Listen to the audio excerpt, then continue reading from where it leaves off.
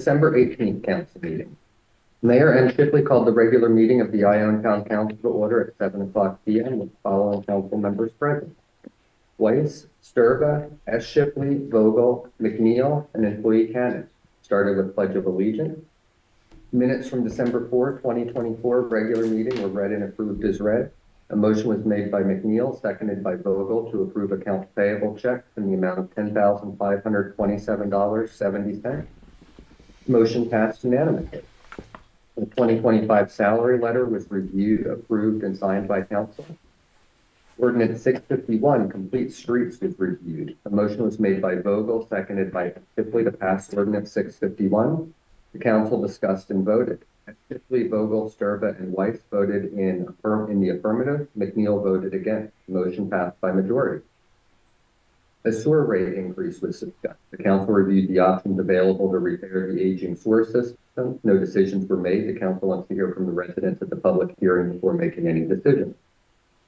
A draft council meeting code of conduct was reviewed. McNeil is opposed to current language as he feels it's too vague, allowing the meeting chair to make a determination of what is allowed and what is not allowed. The council discussed and had strong opinions regarding the balance between decorum and freedom of speech. The council directed Cannon to update the draft code of conduct into ordinance language so they can revisit early in 2020. The council report. M. Shipley discussed contract with Ponderay County Sheriff. Ione will pay approximately $33,000 annually over the next 3 years for sheriff services, which amounts to enforcement of the ORV and dangerous dog ordinances.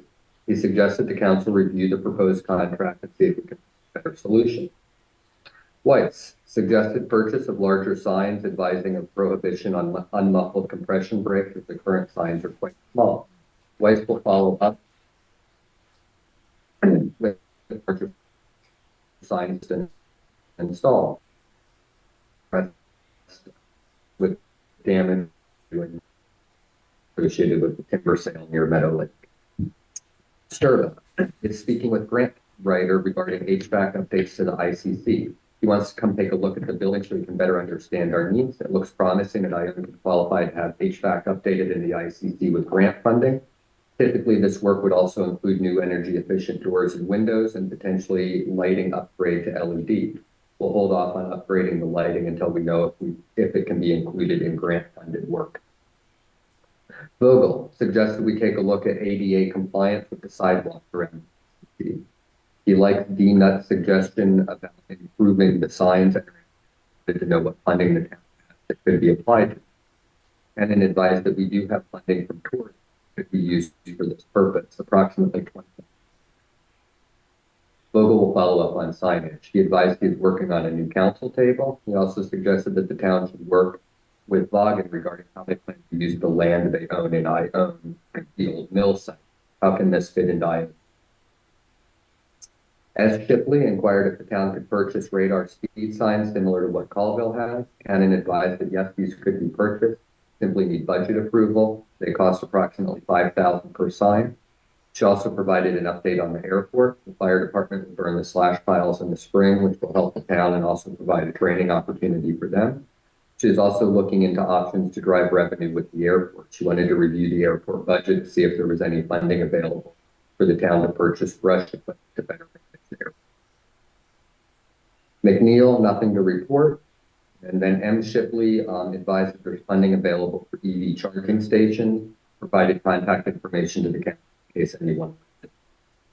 Meeting was adjourned at 8:49 p.m. Any corrections?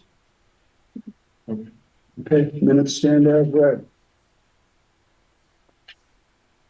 Okay, move on down. May I have a motion to approve payroll in the amount of $12,976.40? I make a motion, please. Second. Okay. Motion's made and seconded to pay the bills. All agree? Aye. Opposed? Okay, done. That was payroll. Now may I have a motion to approve the bills in the amount of $16,525.11. So moved. I'll second. Which one was the second? You, ours, choose. Okay. Motion in 2 seconds. All agree? Aye. Opposed? Okay, pay our bills. We don't have Sheriff Blakely as a guest, we don't have Blake McCarron as a guest. So we'll move on down to the public comment period regarding the sewer rate increase. And John, you have one presentation? Yeah, I'll If you run, want, Mike, you could, if you sat here, you could, can you see it? Yeah. Okay. I'm gonna share my screen for anybody out there online as well. Excuse me, John, Yeah, is there something wrong with our camera thing here? Cause it's trying to turn and rotate, but it's not. It's moving. It just does it based upon sound. yeah. I think if people move paper. Okay, I've never seen it do that. Start, turn, stop. Yeah, it's moving. It's watching you mostly. Actually, both. Probably should. Keep an eye on it too.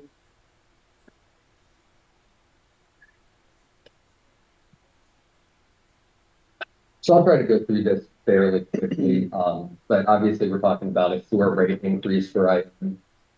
So we'll go over the overview of the sewer system, the current state, some potential solutions, funding options, what our current rate increase plan is, a little bit about planning for the future, and then we'll open it up for public comment. So give you a quick overview of the system. Most of the sewer piping in Ione was installed in the 50s and 60s. We've got about 5 miles. Concrete pipe with a 50-year lifespan. It's been in the ground for about 70 years. So we had somebody come in and run cameras down and do an analysis of the system in 2018 and 2019. There's a couple pictures there, but we've got significant root intrusion issues and some other areas of damage. As far as the lagoons and associated equipment, they're actually in pretty good repair. The aerator motors were replaced in the past 2 years with a likely 10-year lifespan. The lagoon was dredged in 2015. We're looking at dredging it again in 2026. So that is, we're going to look for grant funding for that. What's that aging sewer system causing? So the cost of maintenance is going up significantly. You can see the top graph. You don't necessarily need to read all the numbers, but we've been maintaining for a long time up until about 2020, and now we're getting a significant increase in paying people to come unclog the sewer lines and do maintenance on it. 2024 is the first year in the recent past that we spent more money than we generated in revenue as well in the sewer system. And that was driven largely by having people come and take care of root clogs, as well as the picture illustrates. We had one major collapse of the sewer line that had to be dug up and replaced. The last rate change was in 2011, so our revenue stays pretty flat. Expenses are going up. The equation doesn't work out.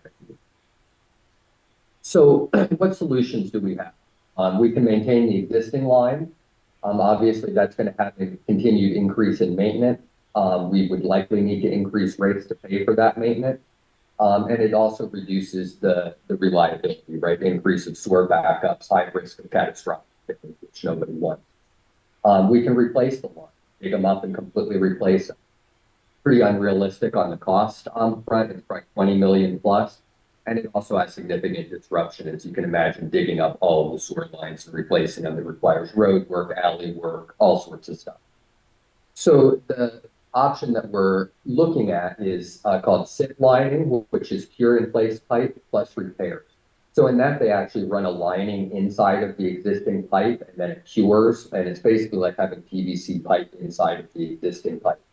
And what's the lifetime on that? 50 plus years. We're looking at a total cost of about 7 million to do town-wide. That's SIP plus a few areas that need to be actually dug up and repaired. Minimal digging would be required, reduced disruption to residents. And one of the nice things about this is it's completely seamless. So one of our biggest problems is root intrusion. So SIP is one of the best things to use against root intrusion because even brand new pipes have some sort of seam, where sections are joined, which roots can get through. So the SIP is nice because it completely eliminates seams. It would be sort of like blowing a balloon through a straw. Yeah, I And know then when it gets through it. No. So So that's what we're really looking at. It's a more reasonable cost, but it's still, 7 million is significant. So how do we fund it? Grant option, we are actively researching grant opportunities.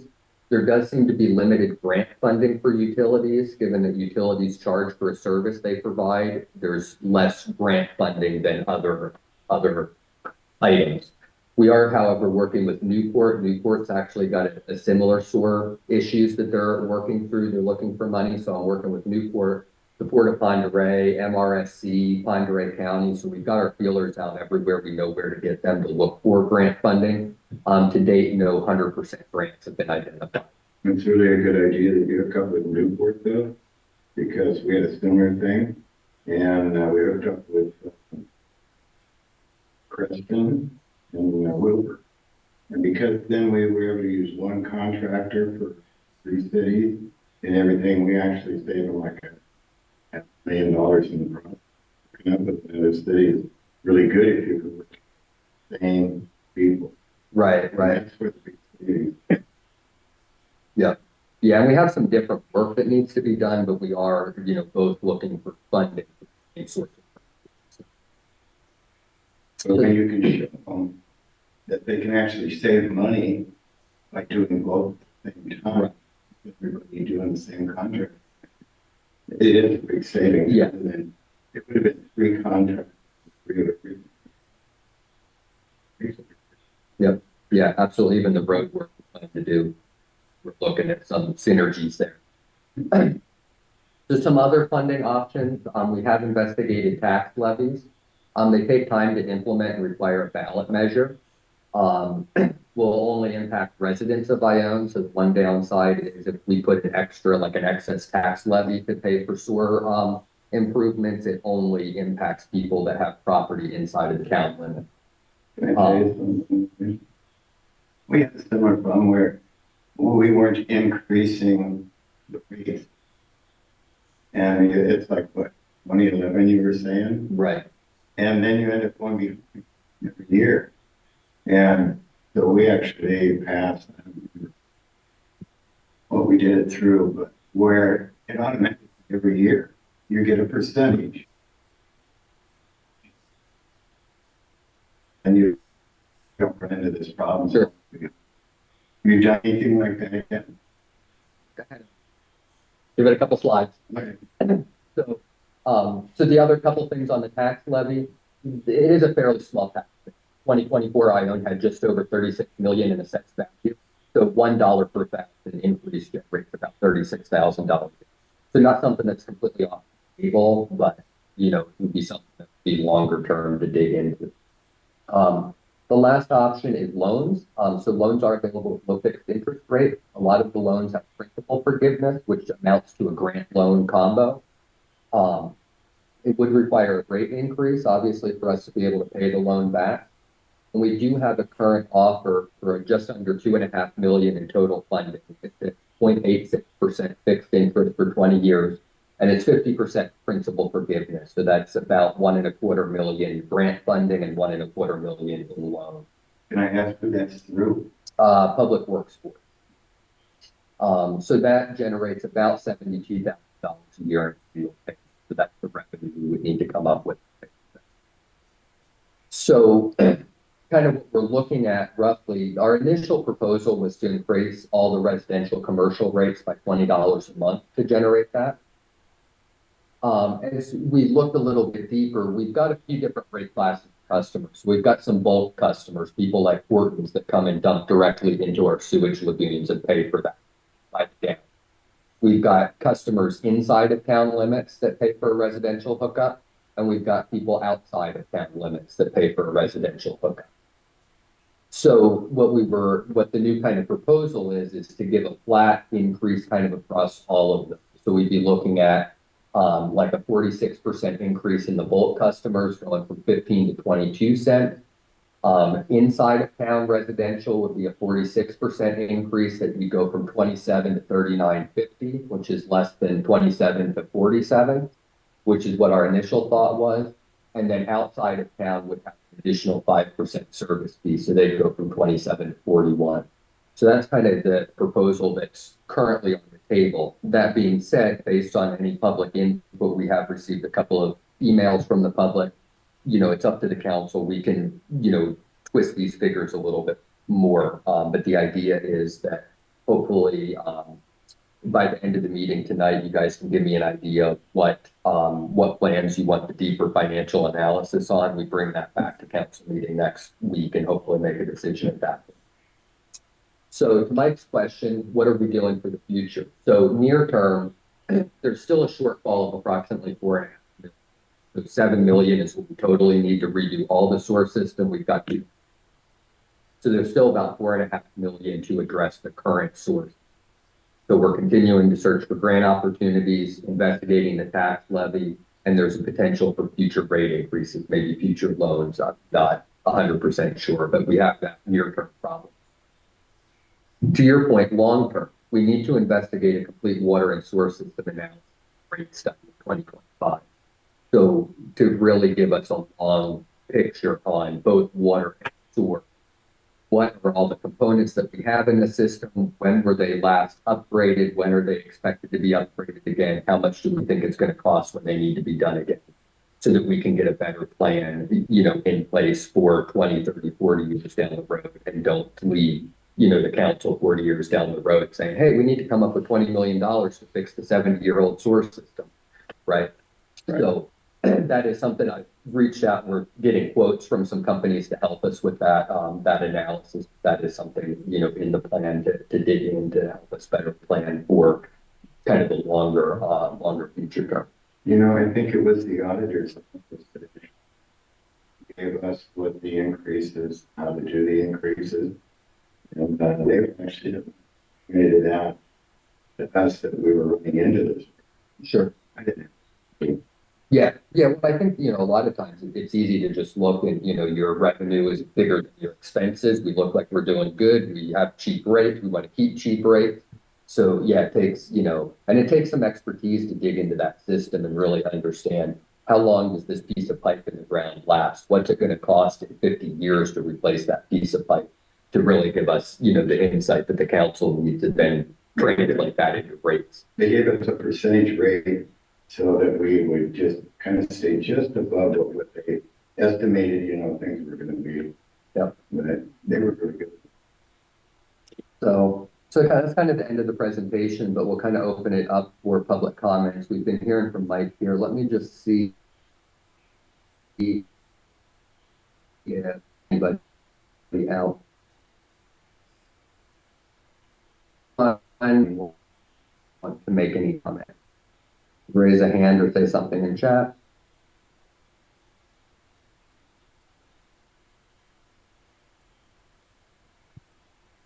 It doesn't look like I've got anybody out on the interweb. So any other comments that you had or Sheriff?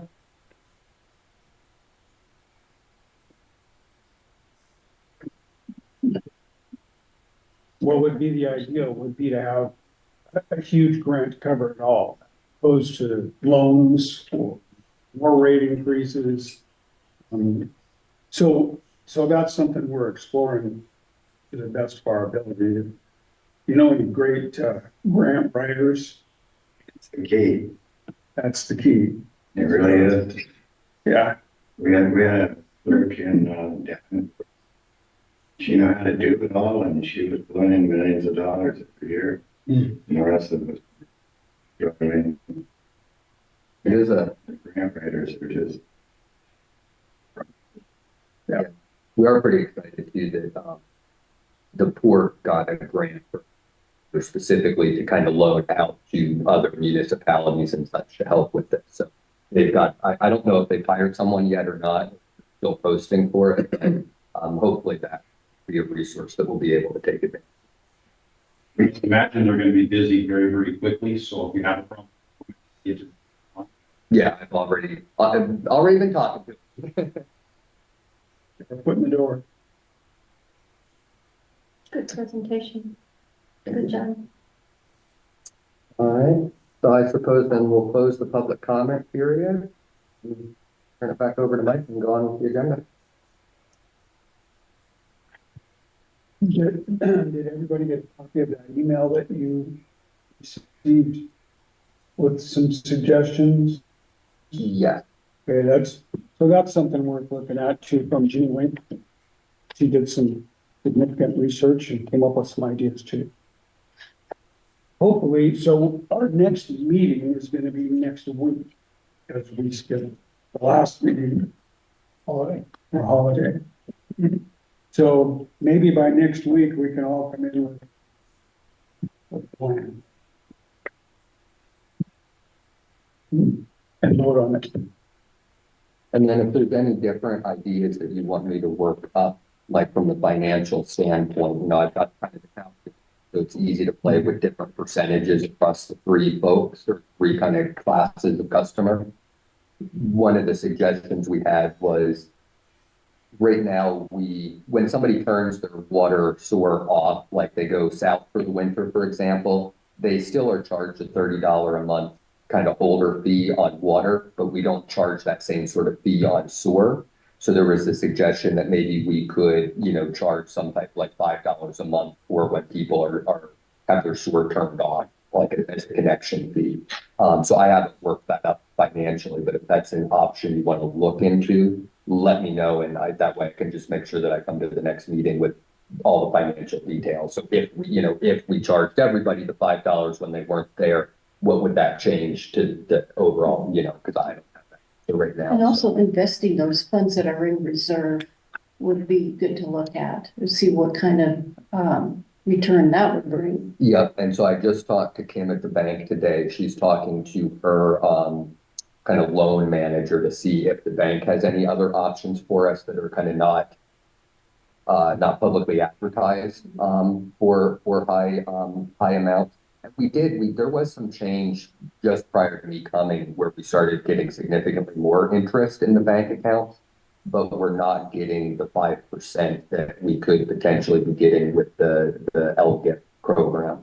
And we have right now, as of the end of December, we had like 1.4 million sitting in that account. So 5% of 1.4 million is. But also the reserve funds, I think there was like 200,000 for replacing or whatever, investing those funds. Right, well, those are invested right now. Are they? So, yeah, so all of the extra reserve funds from all of the different funds right now sit in a money market account, earning 75.75 APY. Can we earn more? Right, so if we took all of that, so in total across all of our accounts, that's like 1.4 million. Oh. So yeah, there's a water reserve, there's a sewer reserve, a street reserve. So, but it's significant, is what I'm saying. It's, it goes from 10 or 12,000 a year to maybe 75,000 a year, 5%. So that's a significant change. So yeah. So having budget squeezes. Well, we have some new gentlemen in the room. Our guests. Sheriff Blaise, would you like to give us some thanks? Certainly. So for December of 2024, you had 10 calls for service in the town of Ione. The first three were animal cruelties, all three regarding the same animals that were reported to be left out in the inclement weather on short leashes, tied up to a tree or a porch or something. I couldn't discern what that was. Deputy checked each time and they got there and the dog was found by that point. They couldn't find anybody to talk to, so we're just going to monitor and keep our eye on that area and see if we can figure out who it is and have a chat with them about proper care of animals. One extra patrol. One informational report was possible threats sent via social media. They were unkind words, but they were not criminal words. So no charges, but we educated them on kind of, what was and what was not a crime when it comes to that kind of stuff. So use it as an education opportunity. One paper service. One suspicious circumstance was a possible trespasser in a vacant residence. I happened to be right across the street when the call came in. Got across there. Adam was just a few minutes behind me. There was a skip of snow and a bunch of leaves in the yard, so you could see that there were footprints around the home, but you couldn't tell how fresh they were. So I don't know if somebody had just been there or if it had been from earlier in the day or a day or so before that. But we cleared it. There was no evidence that anybody had actually been inside the residence. One traffic hazard, which was a trailer that was partially blocked in the street. It was moved out of the roadway. 2 welfare checks, both of them involved juveniles. We try to stay out of these because typically what it is parents that are disputing custody or care of the child, and just to hassle the other parent, they call and say, hey, can you go check on them and make sure they're okay? If they have a very clear, convincing reasons to why the child might be unsafe or have some issues there, we will certainly go check on them. If it's just, hey, I haven't talked to them for a couple hours, or I haven't talked to them for a couple of days, can you go check on them? We try to stay out of the middle of that because we often get used as kind of a way to harass each other. So there's other ways for them to handle that with other families, friends, whatever. So those were your calls for service. Any questions on those? Any questions for Sheriff? Okay. If you see at the bottom of the sheet, I gave you your totals for 2024 for 286 calls for service in the town of Ione. That's fairly consistent with the year or so before that. So that's all I have there. I did have one home for you. I have a question. Sure. Is there any clarity on that house or whether? So what we found out is, according to the gentleman that I got the information, I talked to him on the phone. He said nobody's supposed to be there. Absolutely not. But then we went through the court paperwork and they have not done a proper eviction there. And it's my understanding that he has not actually left, that he's been there the whole time. Yeah. And so the court says, unless they will follow through on the paperwork and have him officially evicted, we as law enforcement can't do that. It's a civil agreement between the two of them and we can't choose sides on it. So the bank, whoever's in charge there, they're very aware that they need to continue the process and have them officially evicted. And as far as I'm understanding, they have not. Just verifying that way. Yeah, it leaves everybody in limbo because we want to get him out of there. Of course, they absolutely not. So the only other thing I had is there will be a quick presentation tomorrow night at the Republican Party meeting down in Cusick. Legislative session is coming up. We are aware of some legislation that is being pushed by a particular group, and I can't remember the name off the top of my head, but they are trying to negate your voice in your choice for sheriff. Yeah. So some of the things that they've clearly stated to us and to others is that they want to have criteria to become the sheriff. So currently, the only criteria there is that you're required to live in the county that you run for office. That's it currently. They want you to have to do a background check, a full background check. They still haven't decided who's going to do that. They're leaning towards state patrol, but they don't know for sure. But they want a complete criminal background check before you can even file, which is problematic for those people that don't decide they want to run until kind of the last minute. It takes time to do a complete background check. So it eliminates their opportunity to participate in the process. There's several other things, but one of the main things that they're also looking at is we all go through the Criminal Justice Training Commission to get certified to commit law enforcement in Washington State. The state is the one that gives us our authority to have power over any other citizen. They want to hold that certification over the sheriff's head and say, even though you're elected doing your job, if you do something that violates our rules, we're going to from you, sheriff, regardless of what people say, which is wrong. That's kind of, we believe it's unconstitutional, but they are very, very clearly and adamantly going to push for this. So there's a lot more detail to it. I was in a meeting in Ellensburg today where we went over a bunch of the stuff, and it's still, some of it's clear as mud to us as well. But they're really trying to silence your voice when it comes to your choice for sheriff. So I would ask you to just pay attention to legislation, look at anything that has to do with sheriff's qualifications, read it. If you have questions about it, certainly ask me about it. But I'm going to do a short, I think they gave me 20 or 30 minutes tomorrow at the Republican Party to give a better presentation, a little clearer as to kind of how that all works as we understand it at this point. So What time is this? 6 o'clock, and I believe it's at the Legion again In Cusick. in Cusick. So if somebody is elected, sheriff, is there any kind of background after they're elected or anything, or There is not. you just accept it as it is? You could be anybody. If the people of the community say, I want you for sheriff, Yeah, that's what you get. I am your voice for training or anything. So the state does have an RCW, and we discussed this today as well. The state does have an RCW that says within 12 months of being elected as sheriff, you are required to go through an approved criminal justice training commission basic academy. The problem is there's no teeth to that. So if you don't do that, there is no penalty for doing it. So you can be, And- you could be a felon and get elected. Oh, absolutely. Yeah. Yeah, the only criteria is that you're a resident of the county in which you file.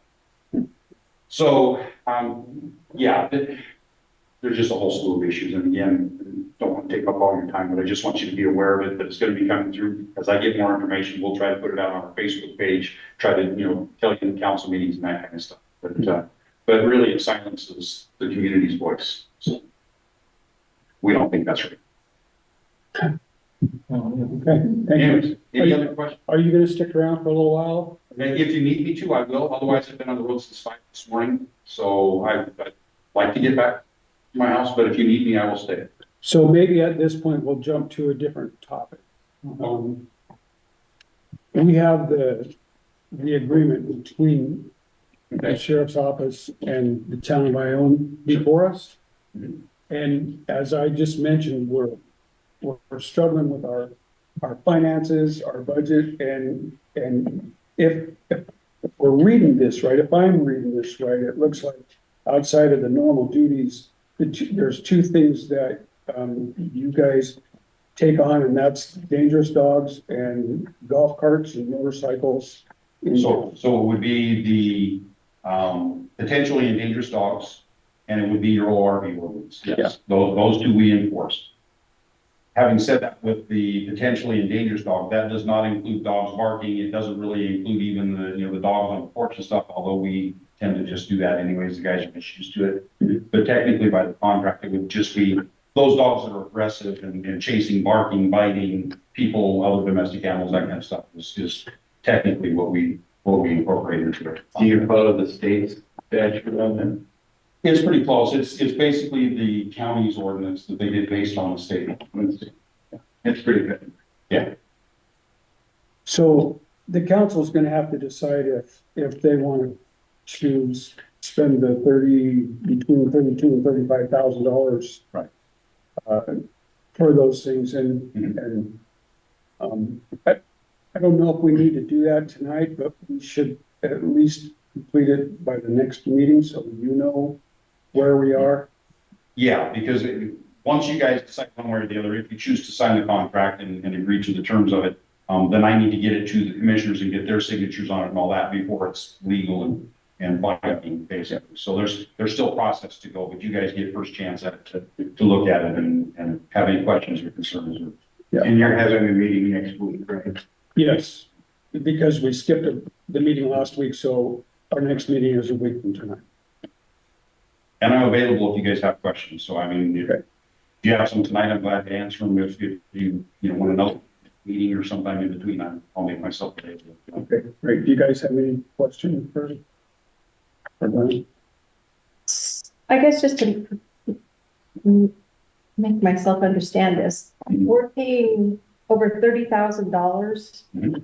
to have those two things enforced in the town of Ione? No. That's where the Those- clarification needs to come. Okay, those are the two ordinances that.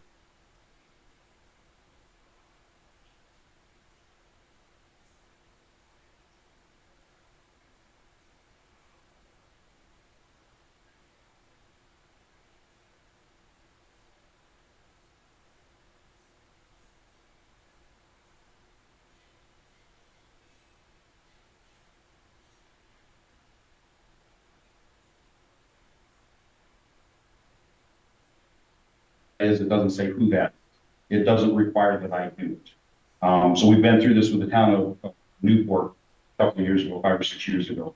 Basically, I would have to respond to all major crimes in progress of domestic violence, drunk driving, that kind of stuff, and all felonies. Other than that, I'm not required to do anything else for the town if we don't have an agreement for services. Otherwise, you can contract with somebody of your own choosing to do that, which is perfectly okay. It was certainly, that was done, I think 2003 is when we had the first contract for services with the town. Prior to that, they had their own. It was before that. It was when I was on council back in the mid-90s. It switched over to the county. Okay, so the first contract I could find was 2003, but certainly that could be. Well, the it's during case. Maldy's days. Now, what they did, I don't know, but that's when the town of Ione got rid of their cops. I went to the county. And so you could go back to that, but then you're gonna have the state requirements of they have to be certified peace officer. They have to maintain the 24 hours of training. Then they would have to, basically you would end up with a separate contract with me anyways, because all of the so you guys don't pay for dispatch services and jail services currently. That's all incorporated into your contract. But if you chose to go with somebody else for your law enforcement service, then we would have to negotiate a separate contract for dispatch and for correction service. So I can tell you kind of off the top of my head, if I arrest somebody out of the town of Ione, there's a roughly $100 booking fee plus $98 a day every day that they're in jail that you would get billed for that. He didn't even throw in the No. cop car, the maintenance on it. No, no. What I can tell you is when I pulled up the stats, because I'm trying to do my annual report and stuff, when I look at just my patrol budget, just my law enforcement budget, the town of Ione pays 1% of that overall budget. And yet when I look at the overall calls for service, you're using 4% of my resources.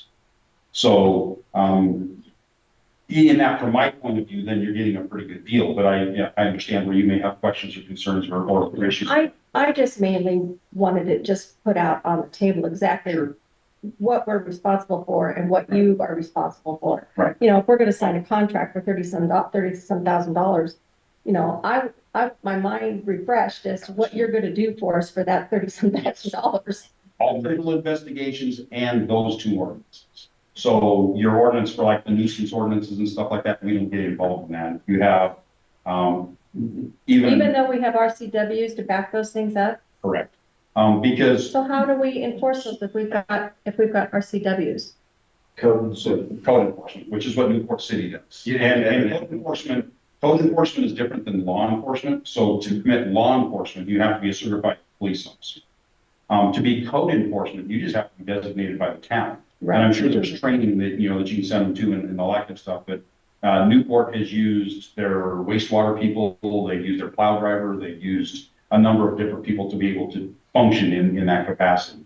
But even they don't use law enforcement. But ultimately what it comes down to is my certification, my license to perform law enforcement duties is through the state of Washington. And so if it's not an actual RCW that says, so like if you have a nuisance and it says, you know, it has to do with, you know, junk vehicles and, you know, garbage in the yard and stuff. I don't have any authority in private property for that type of stuff. So even though you have an RCW that says, you know, we're going to do this, I'm not enforcing the RCW, I'm enforcing your version, which isn't allowed. I'm not covered under it. So if it's not an actual state RCW, it's any version of that, I'm not really covered, except for the county ones, which I don't understand the difference, but that's what the prosecutor tells me. So But there's even county ordinances that I don't, we don't. wasn't the town told that we had to have RCWs in order to have them enforced? Yeah. And that was, okay. Okay, And I don't know all the specifics of that, but I believe he's correct. yeah, okay. Well, thank you. But more than happy to answer any questions, concerns that you have. That's what I'm here. I just feel like if we're gonna spend the money, I don't wanna know what you're gonna do for us. Absolutely. Yes, for sure. They're trying to be good stewards, so. When you guys agree to that, the nice part is, then you can hold him accountable. Well, Well, and I'm that. not Glenn's a little kid, I'll hold him accountable.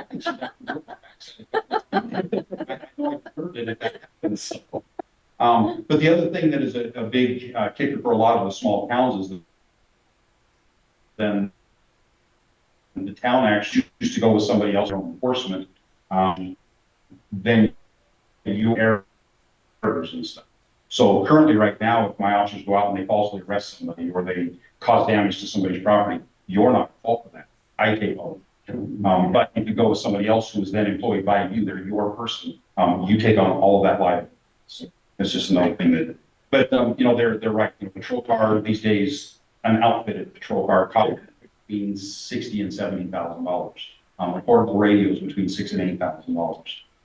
The cheap stuff we have is our firearms, and they're, you know, by the time we get the lasers and everything else on them, they're probably $800-900 just for a handgun here. But then you've got the training requirements and the certification requirements and just everything else. Ammunition. It's, yeah, so it can be rather expensive. It is the council's choice. Well, I appreciate you doing Yeah. this because there's new people on here and I think they just need to hear the reasoning behind all of this. And that's one of the reasons Because we're why, gonna be asked, we are asked all the time about why is the sheriff not available up Yep. here? So, you know, if we have the information, then we can explain to them, this is why we've got the sheriff versus why, you know, we can't afford to do this as a town anymore. and at my desk in the office, I've got kind of a breakdown of what it costs us to hire somebody and just to outfit them with basic equipment. And, you know, I've got a lot of that statistics and information if anybody's interested. And that's one of the reasons why, when I first started, Jerry Weeks was the sheriff and he never came to a council meeting. Like it or lump it, you know, here we go. Alan then took on the role of, let's come up and talk to the council and be available to the council. And I'm carrying that forward. And that's really a lot of the reason I can send you the stats and just, you know, email them and you guys can see those and that can be the end of it. But I really want to be here as often as I can so you can ask questions. And I am here. So if the public asks questions for me, it's a time, it's a location, you know, where I'm here and I'm available to the people to talk to me directly. So don't ever feel, shy about asking me a question, no matter what it's about. If you have a question about our service or anything else, please ask me. It's been my experience that most conflict comes from lack of communication. And if you can ask a question, but this doesn't make sense to me, I can say, well, this is why we do it, how we do it, and this is what makes sense to us. And we can negotiate from there. But if you have your own idea and you run with it, and I have my own, then we never talk about it in the middle. That's where most of the confusion and angst and conflict comes from. So always feel free to ask me. You guys have my phone number. If I'm at my desk, I always answer my phone. If you happen to be down in Newport, if I'm in the office, I'll let you in and we'll chit chat. Mike's been down in Newport. So I try to be as available as I possibly can to folks. But again, that's one of the reasons why I specifically come to as many of these as I can, is to be available to you and to any of the other. All right. Any more questions for Sheriff Oakley? No, liability, I made a comment, liability is the biggest issue because a sheriff's department screwed up here a couple months ago and they just had lost a $3.8 million lawsuit because they tried to overextend themselves and go above and beyond what they were allowed to do. Everything's expensive these days. And they lost, what do they call it, qualified immunity? So it came out of the people's pocket. The mayor, a couple of the council members, and the two sheriff's deputies decided to partake in the violation. Yeah, it could be a deep and dark topic if we wanted to go that. But yeah, there's just a lot of things to consider. Absolutely willing to answer your questions. Yeah. I appreciate the information because when I was looking at this, it looked like we had two ordinances that were costing us $32,000 to enforce. Yeah, no, It seemed like that as well. not a good use of our funds. And I can take that input back. And the prosecutor is the one that actually writes that up for us to make sure that the legal language is correct. So I will talk to her about that and let her know what the confusion is, and we'll see if we can come up with some clearer language for that. So it explains that on top of normal law enforcement activities, these are the ordinances that so we'll try to come up with some better language for that. And since you have a meeting next week, I'll try to get her on it. It's of course on her time frame. I'll talk to her tomorrow and see if we can kind of clear that up. And maybe have a better draft before the meeting next week. Yeah, we're starting to learn to read things, and when we find out what we're getting for our money, it matters. Yes. Yeah, you need to understand what it is you're signing. Once you sign it, it is what it is, and you're stuck to, Contract. in this case, 3 more years. So that can be problematic. That's right. Okay, thank you, sir. Thank you. Have a good evening. Drive safely. Drive safe.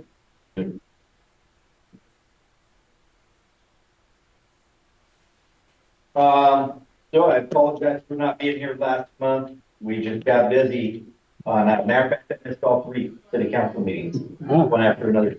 But for Ione in the month of November, we had 1 EMS call, which is unseasonably slow, but good. That's a positive. There was a total of 155 calls for service in November throughout Fire District 2, 138 of them EMS, 5 fire, and 12 others. For this last month in December, we had a total of 204 calls for service. 191 of them EMS, 3 fire, and 10 others. And the town of Ione had 15 calls, so 13 EMS and 2 fire in the month of December. Last for 2024, total of 2,255 calls for service.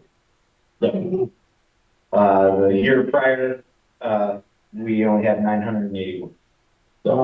Things are picking up. What's that? Things are picking up. Things are picking up. That's the addition of those other 300 square miles from the south end of our fire district down to the city of Newport. Awesome.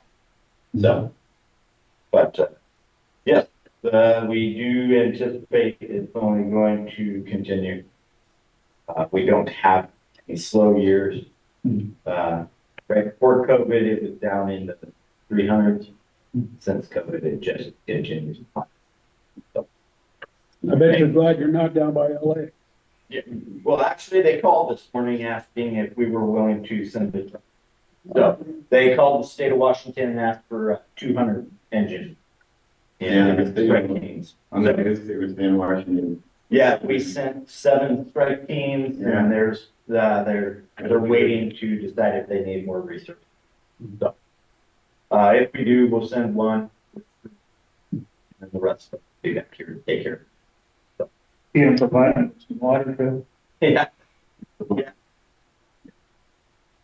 Good. Any questions? Any questions? Okay, thank you, sir. Yep. Okay.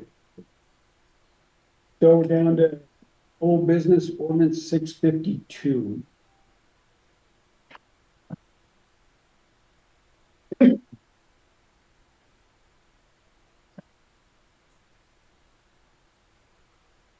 So as usual, the way that this will go, I'll ask for a motion to pass this. If we get a second, then we'll discuss it and then we'll vote on it. So I would entertain a motion. It's ordinance 652. I'll make that motion. I'll second. We have a motion and a second. So we're open for discussion on this ordinance. I want to make it quick, just, John printed this out when I came in, overview of censure. That's kind of went through and just kind of made some bullet points on what the censure process is, what it means, how to do it, and what its scope is. Basically, I don't have anything to say about it. It's pretty straightforward. There's a process to it. Not anything different than what we do for, say, like with this ordinance. It would be something, a censure is, what is it? You just make a motion, debate it, vote on it, and then there's a notification to the council member involved. And the decision is recorded. But that's all I really have to say. Okay, thank you. Any more discussion? There was, one thing that I noticed in here that it talked about fines and penalties. And there was no, nothing that showed what the fine or the penalty would be. I think that was for, I forget what that was.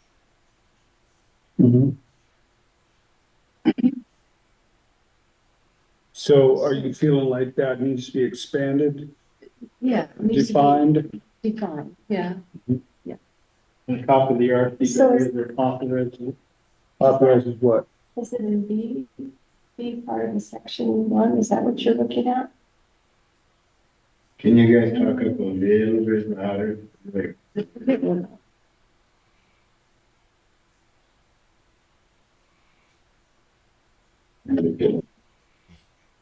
You could lower my hearing probably not what it used to be. No, it's in, section 1B. Says that failure to comply with the request fee may result in law enforcement and potential legal consequences. Maybe I was reading an older one. I think the one the last time wasn't really clear. I was impressed with this. I like it. Yeah. This one's pretty detailed. So some of that is addressed in section 4, subsection C. Penalties, yeah, okay.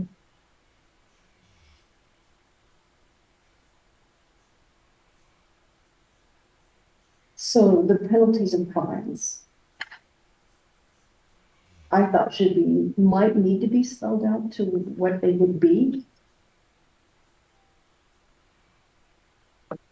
I agree with that. We also need to be defined by what is allowed by RCW.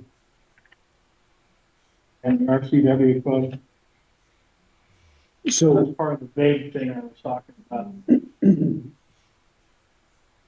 what is allowed by RCWs? Yeah, I mean, you gotta have any type of fine or this, you have to have a RCW that defines it, allows it, and gives you enforcement. No, you don't. You don't need an OCW. There are OCWs, so I actually agree with you. But I'm saying it's not required. But, I think it would be good. That address, decency and code of conduct. OCWs, I don't recall. I'm just trying to prevent the vagueness and, what's the word I'm looking for? Okay, Ambiguity. ambiguity and I know people that have, because they thought they had, and I'm talking in general, thought they had the authority and the power to do something, no matter what the person they said, maybe right, wrong, whatever, they tried to obscure everything to make it like they had the authority to shut that person down. And that's why I had a problem with, where it is in here, the mayor has the sole discretion. Well, if you and I had a bad day, or if your wife and you had a bad day, you could turn around and try to enforce something. Yeah, yeah. I'm just saying, if there is an RCW that defines what you can and can't enforce, we have something to fall back on and say, hey, he did this, she did that. Here's the RCW that says they can't do that. It's gonna prevent issues. You understand, am I making myself clear as mud? So Corey, I'm looking for where it says the mayor has sole discretion. That was in, the one I saw. I think that was the one before. Yeah. Okay. I didn't realize there was a change to it. Yeah. Okay, the residing officer is what it got changed to. I understand that you can say, hold it, you're up. But I don't like what you're saying, so therefore I'm fining you, whatever. Okay, See what so, I'm saying? It's not, I'm sure it's not gonna happen, but I don't want to see it start. so if you become familiar with the information even in this handbook, I can't shut you down because I don't like what you're saying. That's a rule. So that would be on me. Okay. As long as we have some clarification Yeah. there. Yeah, that's, Doesn't the council make the decision though? the council makes the council makes the decisions and the mayor enforces them. That's what the laws are. And, Because you're just as vulnerable as the rest. oh, absolutely, or more so. More so. But my point is, it's not about my personal opinion. It's about if there's an ordinance that's passed, if the council passes an ordinance, then the mayor enforces it. It's that simple. I don't enforce it because I don't like somebody or what they say or what they wear or how they smell it. It doesn't work like that. You can't, that puts me out of line, out of work. So you'll have to hold me accountable as I do.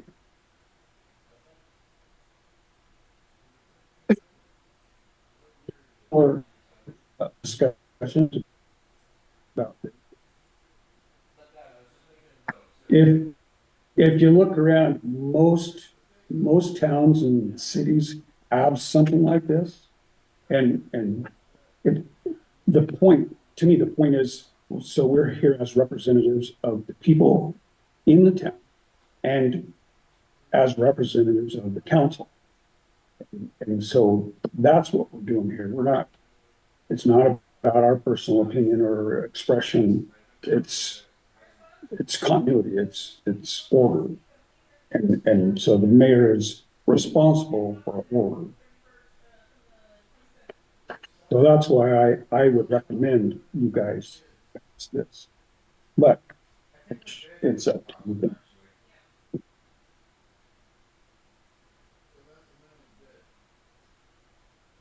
So we have a motion, we have a second, we've had discussion. And in the discussion, there was a recommendation that would clarify some of the details. Yeah. So what I would recommend would be to come to the next meeting with those details figured out or suggestions, and we can sort that out next week. Does that make sense? So shall we table this until next week and look? Yes. Okay. Okay. All in favor? All right. Opposed? Okay, cool.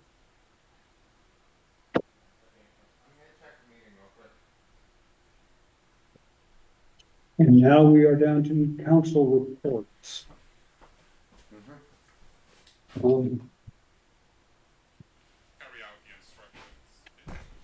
So we'll go with you first, Mr. White. Yeah, we've been having some crazy weather warming up and all that, freezing and all that. The roads are taking some really good beatings right now. Right here at the corner of the corner building, I don't know if anybody's seen it yet. Yeah, getting pretty bad. My suggestion is, let's get some cold patching that and get it healed up a little bit. It's temporary, but we don't do it. When the cold weather comes on, we're gonna have a major issue. And there's a few other areas in town that need it also. It's just gonna have to be a drive around and get them temporarily patched. Do we need to stop at the coal patch? Exactly. Yes, You have a budget, sir? I will check with John tomorrow and meet up with him. Because I hit that pothole the other day in my car and it wasn't fun. It wasn't fun. No, it's not fun. Yeah, so that's a really a big concern. Because we let this slide all winter. By the time the snow plows get done on the road, Yeah. it's gonna be massive. Spring fall, make a mess. So I think I'll come meet with him tomorrow and get with Roger and. Am I allowed to drive in that truck with Roger, his work truck legally? That's a good question. I would Don't drive to jump in the Roger's work truck. We can drive around town, look at some trouble areas. As far as I know. It would seem like it as you're the street commission. Well, I mean, if there was an accident, you know what I'm saying? Would you be covered? What you're saying? It's not that I'm worried about being covered. I don't want to get city in trouble. Yeah, there's no stipulations that I know of in like our insurance that says that certain, that we Has to be an can't, employee, I think. well, I don't even think it has to be an employee. We can't be using the town's vehicles for like taxi service or things like that, but, Side job. yeah, there's, yeah, or, I mean, I've jumped in, Tom took me out when I first got the job and gave me like a tour of all the town facilities and stuff. But yes, I don't see any reason why there'd be any liability concern with any of the So council. that's what I'd like to do, jump in with him, take a run around and definitely address a couple of these ones that need it. So There's a, Good. because we're supposed to have some warmer weather coming up and it'd be the perfect time to do it. All right, okay. Take a look at the corner of Eighth and Snack out there where the logging trucks are coming through. The road is really We'll make great. it, we'll make a run of it. We'll, And position 2, Paula. So McKinstry, Jack Knudsen is gonna be up here next Thursday at 9 o'clock. And he's slated to be here for 2 hours. We might have to take the prints of the building and get them either copied or even Jack said that he's got the copy machine to be able to print the bigger prints. So we're gonna find out from him whether he needs that before he comes up, or he can just wait until he gets here. So I'll send you the request of confirmation that I got. You know, but he'll be here o'clock and he'll walk through the building and look at everything that we've got. These upgrades do include, windows, doors, lights. That's all part of it's all part of the bid process of this. So he's currently doing 8 jobs. This is all he does with McKinstry. And he's really quite excited about coming up and taking a look at this. He said he's done a lot of smaller towns, small businesses, school districts. So we'll see where we can go, see what we can do. Excellent. Try. Do you know, do we have electronic blueprints of this building? Not that I'm aware. It wasn't something that TD&H did, so possibly we could reach back out to the architect / engineering firm that built it. Maybe they have that electronically. We talked about that too, and They're still- we told Jack who it was that had done it in the past, and he said there's always that potential. Maybe he could get something like that, but he said 20 years ago. Yeah. So we'll see what he needs, but he at least needs to be able to look at just that. All right, whatever he needs. Yeah, that's what I got to. So it's encouraging. I mean, whether we get it or not is another story, but it's worth trying. So let's hope and pray it works. Was there any thought to selling electronic, like key card operated door locks as part of an energy efficiency upgrade? I don't know. We asked him. That was something that just came up this week as we were trying to secure an additional copy of the key for this building. That, you know, we have the do not copy keys. And so the way those do not copy keys work is the locksmith that sold you the lock set owns that master key. And he is the only person. Well, that locksmith no longer exists. So, you know, in order for us to get an additional key to the building, we've got to key the whole thing. Well, then that's what we should. And I'll. So if we're gonna rekey the whole building, and maybe we could get grant funded, it would be convenient to have those like badges. Right, like I said, if it could be grant funded, you know, because, and they'd be nice for like recognition and stuff. You have that little thing, you give them a badge, if they don't turn the key, you just deactivate it, so you don't. Right. Like, it's easier to manage than physical keys, but it probably costs money to install, so if it can be included in part of the grant, great. If not, then we'll probably just rekey it with standard key. Do at the same time we're doing that front door. Right. So. But yeah, something to maybe throw in there. I don't know if it can be sold as an energy efficiency or green sort of Yeah, I thing. I or don't not. know. But any questions that you have when he comes up here, that's the time to ask him. So that's not tomorrow, Next Thursday, Okay. on the 16th, Thursday, the 16th at 9 o'clock. We have another meeting the night before. Yep. Okay, thanks, Paula.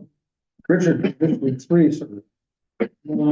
Yeah, parks and playgrounds, I don't really have anything to contribute. I have things some paperwork that I'm going through for old grants and hoping to look forward for future things. But at this point, Okay, thank you. Position 4, Sharon. I don't have anything Okay, everything's quiet at the airport. so far, yes. Position 5, Corey. What? Good. I wanna come up with something like Kenny was saying. Mhm. I don't know if anybody's walked by RTI, and this is gonna be a problem later if it starts freezing. As you're street, you turn right to go up by next to RTI. There's no drain there, and there's a puddle the other night that was maybe 10 feet by 8 feet, and the water's just sitting there. And if it works its way under the pavement, it can start buckling the pavement if it freezes. I don't know what we can do. Haven't been able to see Roger, so I don't know if he knows about it or what. But I'm just trying to warn. 4th Avenue. 4th Avenue and Main. Okay. Right there on the- Yeah, right there at the corner of RTI and Main Street. And then, have you heard anything back from the school about the No, I have not. logo? No, I haven't. Okay. Have you heard, John? Because it said right on it, to contact you. No, we have not, Okay. nor have we received any submissions. Okay. Do a follow. As far as the mayor report. We're busy. Not forget anything done, but we're busy all the time.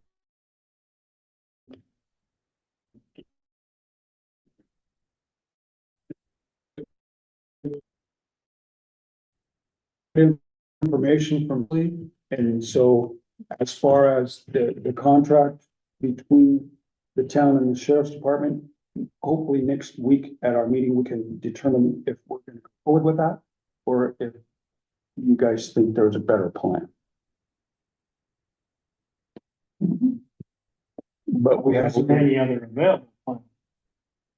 well, yeah, we can do nothing, or we can continue with what we have. Right, because I mean, when they brought up trying to do, this is a couple of years ago, they were talking about getting a grant to do our own police. Mhm. We would have needed about $1 million just to get it set up. $70,000-$80,000 a car. It was like $300,000-$400,000 just to get into the academy. But the grant was good for one time and you can't carry the salary over until the next year. So every year you have to reapply for a grant. And 90% of the time, you're not gonna get a second. So you have to let the guy go. You know, And there's been chatter about the three north towns getting together and hiring one law enforcement individual. But we're not there yet. It's not worked out. that's a lot of money. I mean, I don't, It's a big commitment. Office, a cruiser, training an individual. And so if the three, And then is he gonna be able to do any more? it could cost more. So there's things to think about. But it was great to get a little more insight for what we're getting for our 32 to 35,000. If I could for a second, the cities of Lincoln County, they were paying anywhere from 70 to 90. Yeah. For the, in extra, for the officers there. Well, I know that typical salary for a policeman is 100 plus. So 30 grand isn't gonna get us much, but if we partnered with the other towns, we could get closer, but still there's all the other costs. training is the biggest one. Well, you would have And to hire liability. somebody that's already, you Trained, yeah. couldn't just hire off the street. Insurance, some kind of retirement. Well, and and do you want, medical. do you want to put all that on one person? Right, that too. For a number of years, the fire district only had one paramedic. Mhm. And, and that was a huge part of Yeah, Jeff's them doing was, you know, he was getting run ragged. You know, you're talking about just having one law enforcement officer, but you really need three. Yep. On a rotating shift if you're gonna. have It's coverage. some sort of reasonable hours work. It's 48 hours. Yeah. And so, So it would be expensive, yeah. but we needed to see what we were getting for our money. And now we have a little better understanding of that, so appreciate that. I think I would just like a little more clarification if it's possible about having the coverage. So many times we're paying for this, but we're not getting the coverage. And when you pass it, they become accountable. Right. And then if they're not doing that job, then you pull something on them. We had to do that before. Well, and We're not talking about contract ones. when he talked about redo that contract, we should go look at it and see, here's what we should expect. Mhm. Instead of two ordinances. It mean much more. What are we getting for our In reality, though, is the whole country plus plus? they're doing these ordinances and you're really fortunate because a lot of the county sheriff do not want to deal with the dogs. And most of them do not deal with the cleanups at all. So you're Either fortunate these that they're gonna take it. Now it's just a matter of. Well, it doesn't hurt our health, but according to people I talked to, the county has no no place to process the animal. Nobody does. County, none of the counties have any kind of animal care. Stevens County, Anybody check? big sign that says Stevens County or Caldwell Pound down on that railroad down there, or whatever it's called. Yeah. They do adoptions out of it. I know I know that. other counties shut down because they made the requirements in the standards. Maybe it's changed. I'm just telling you. It's not cheap.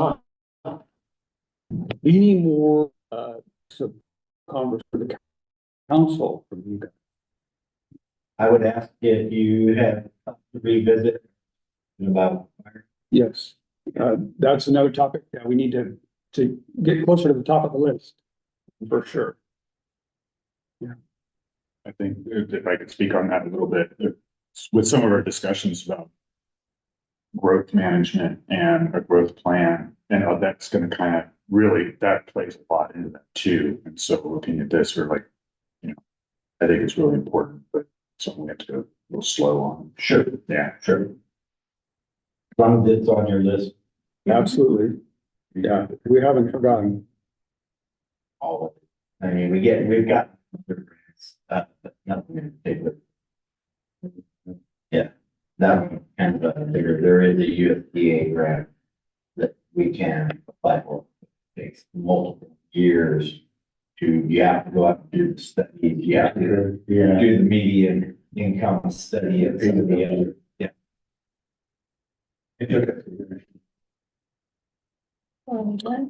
Okay, well, anything else you guys wanna discuss? No? Okay, we'll call this meeting adjourned. Thank you. Yeah, no, those are bigger projects. Hard to run on assignment. Copy. No, I didn't just do that. Yeah, second. I'll show them. Yeah, that was. So they have a lot of things, but it's just not critical. Yes, but We were.